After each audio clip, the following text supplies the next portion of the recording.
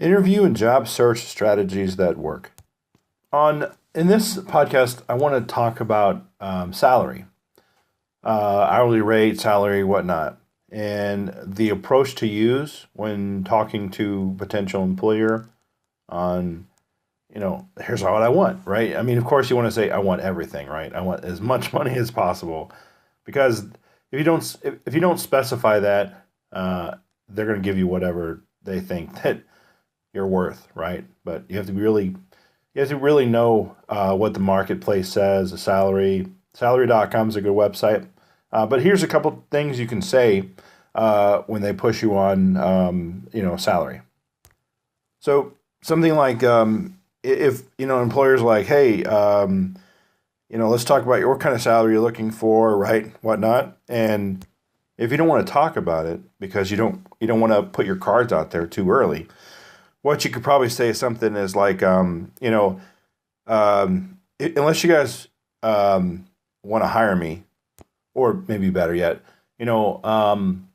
until you've decided that you want to hire me, and and I've decided that I can help you achieve your goals as a company.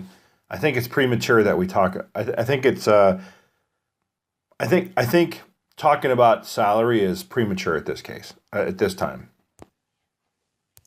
I've been in some interviews as well where right off the get go, a couple questions in, like, so what type of salary are you looking for, right? Basically, it's like, oh, okay, all right, well, um, that tells me, like, hey, they already have a lot of they're thinking, oh, I have a bunch of I have a bunch of candidates, so I can just be picky, basically, right? Some employers are like that. They're picky. So maybe my response would be something like, can you tell me more about the job, right? That way I don't commit. You don't want to say that way I don't commit, but you can tell them, like, what can you tell me more about the job? Sometimes they're very upfront about it. Sometimes they're very, like, kind of to the point where it's like, hey, tell me what you want, and this is where you should know what your range is, right? Your salary range. I know people say don't have a salary range, right? Have the definite hourly amount, right? Whatever. But, I say a salary range myself, right? So the low end is like what you could, your low end should be the high, by the way. So, for instance, like, you want to make like $20,000 a year, whatever, right? Let's just say, right? You want to make that, right? So your range would be 20,000 to 30,000, right? Because you want to make 20,000. That's the top of your range, right? They don't know that, but and if you just tell them 20 to 30, they could put you at 22, or they could go down to 20, which was what you wanted anyway, right? Or what you're willing to go to, basically, at the lowest amount. So that's just a little bit of what do they call it, psychological bidding, or whatever it is, or playing the cat and mouse game, basically, with companies. Because if you go in too low and you start working there, you could really regret it later on, because you gotten yourself into this job that you wanted more, and so now you had to adjust your lifestyle a little bit to meet those salary requirements, right? So if you accepted 15,000, right, but you really wanted 20 because you have some bills or whatever, that let's say you were already making 18,000, but you needed a bump up pay to accommodate for other bills. So that 20,000 would take care of it. But now you're back to 15, and yeah, don't accept that, definitely. If that's the case, know your number when you go in. So most employers know, they know the top end figure, or they know the top end dollar, what the position pays for, right, in the marketplace. Usually they know that, right? Their goal is to get you down to the cheapest possible, right? That's what they want to do, basically. Bidding war, basically, or a bidding dilemma, bidding. So something to note, right? If the employer tells you a range, right? A salary range. So it's like this, 15 to $20 an hour, let's say, right? That's their range, right? What that means is the employer can afford to pay you $20 an hour, but they want to try to get you at $15 an hour is what's going on there. And so, like, there's a good time when to negotiate for that, right? And it's after they want you, they want you to work for them, right? And you're like, the cat's meow, basically, right? Now, okay, now you got that $20 an hour range or whatever their high end is, right? But if 20 is not what you want more, you should know your walkaway point. You should know, okay, let me cut my losses because you didn't lose anything. You still have a job. You just don't have that job, right? And so you have to say to yourself, okay, I don't have this new job, and it paid me not what I wanted, but close. You have to, but you're still making $15 an hour at your current job, but you didn't get, say, $21 an hour. You only got 20. Are you willing to, be okay with that, right? You have to kind of know that going in. I think it goes without saying is I had an interview, gosh, a number of years ago, and I was real about it. They said, what interests you about this job, right? And I said the money. I was being real, right?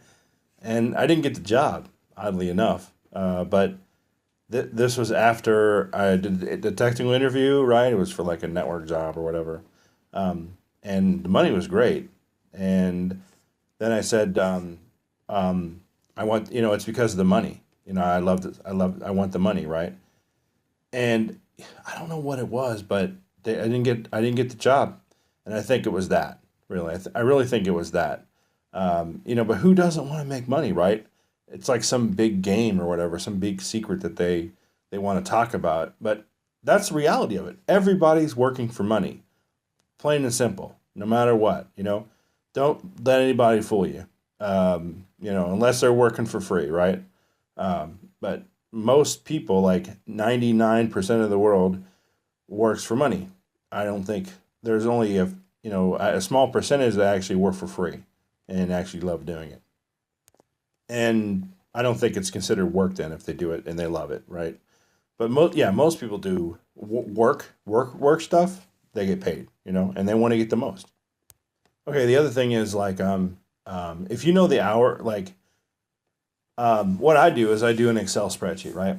And I have the hourly rate, and then I'll have like all the potential bills I have, right? And then the potential tax, I'll factor in taxes, and then I'll calculate, okay, what's the yearly take home, right, after taxes, and I'll do it for various amounts of salary, and then I'll do that for different parts of the states, or every state, basically every state I interview for, and basically it's like this. Say, like for instance, I'm interviewing for a job in New York, right? And the rate is whatever, right? Whatever it is an hour. So I'll have a factor in that rate will be different than if I'm interviewing for a job in, say, Chicago or Nashville or Kansas City, Missouri, or wherever, right? It'll be different. The taxes are different. The cost of living is different, right? So what I do is I have an Excel spreadsheet set up to where I put those numbers in based on location, right? Because the salary can't be, a straight on like, okay, this is how much it is in every location. That's not realistic, because you need to earn more in different parts of the United States or parts of the world, basically, wherever it is you live, right? Commute time, if there's a commute time, if it's work from home. That's why I'm so big on work from home, because literally you can, if you're full-time work from home, that's a huge factor. No travel time, zero travel time, your wake up time, the preparation to go to work, the, shifting your schedule for the family, basically. Your vacation when you work from home, you're remote, you can work anywhere. So basically, you can have, if you set it up right, where you go to a hotel that has nice Wi-Fi or nice internet, you can have a 4-day weekend. You can leave on a Thursday night. Yeah, like I said, so you can work Friday, work from home. So a couple different websites to go to if you want to learn about salary. Salary.com, that's a good one. Myplan.com, and then salaryexpert.com. I'll have these actually in the show notes as well, right? So that you can go to them yourself, so that you have some tools that you can use to research salaries. Another thing you can do is go to Glassdoor. I'll put that in the show notes as well. So, for instance, you go to Glassdoor, and this is you doing research, basically. This is not the negotiating anymore, right? Basically, this is you doing the research on the job. So, you go to Glassdoor, you find out what the job does, or the salary of that job, right? You find somebody that makes that much, basically, right? Maybe you can talk to him or her and kind of get an idea of how much they make if they give that information to you. So if you know the person, let's say you're a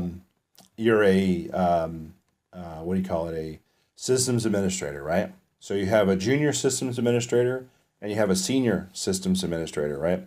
You're applying for the systems admin job, right?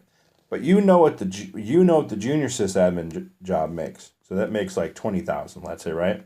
Just using numbers. That's not really what it makes, but let's just say for numbers. So, and then the senior sysadmin, they make $40,000, right? So one would assume that you're going to make $30,000 a year. That would be your high end, basically, right? So, just find someone who's a lower level position and a higher position, and then you're in the middle there. And if and then you can kind of factor in how much you're going to get.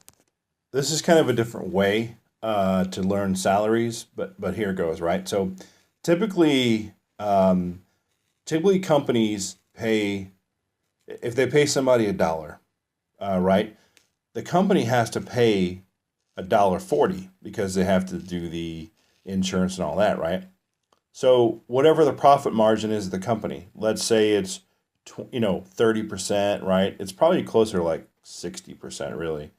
So what happens a lot of times is this: the end customer, or the person doing like managed services, right? So company hires another company to do work for them, IT work, right? So let's say it's Acme, right? Or let's say it's Walmart. Walmart hires Acme, right, to do IT work in Walmart, whatever. And Walmart pays Acme $2, right, for this work per hour, per work, just to make it simple. What the company does then is pays the employer $1 an hour, right? And their cost is $1.40 because they have to pay for health insurance and taxes and all that for the employee. So their profit is 60 cents basically, because it had to pay out $1.40. And if you can find that out, basically, if you know if there's a contract for, like, say Walmart announces, $5 billion, I don't know, a $1 million contract with Acme, right? And you know how many employees there are. There are 100 employees. Okay, well, all right, let's see. So you do the math on that, and you can kind of figure out what an employee probably makes per hour, probably. You kind of know that. And I don't know that it's posted out there. I've never really seen it out there posted where what a company's profit margin is. They can have whatever they want, right? It's up to them. But I just say, yeah, you know what? And actually, it wouldn't be 60% profit, actually. If Walmart's giving Acme $2 an hour, and they're paying, somebody else $1, and they have to pay out $1.40 basically for them, you only get 60 cents profit. That's not 60% profit. That's like, I don't forget how much percent it is, but it's not 60%, right? But that's just an idea of how a company would do that. And if you know that, and if you know all those little things inside there, like how many people they have, If it's a small company, 10 or 20 people, sometimes you got to ask yourself, okay, all right, okay, it's a company, it's got 10 people, they have all this office space, right? Why do they have all this office space? Okay, obviously they're making a lot of money, right? Basically, because how can they afford the office space? You got to think about that. So that probably means is, you know, the people working for the company, getting good wage, getting a high wage, and then it's probably very, very profitable. They have a lot of customers is a very profitable company. Versus if it's a work from home job and the company is work from home as well, probably probably not. It could be very profitable. They may just not have an office, right? And but anyway, those are just things to think about when you go in and try to research salaries.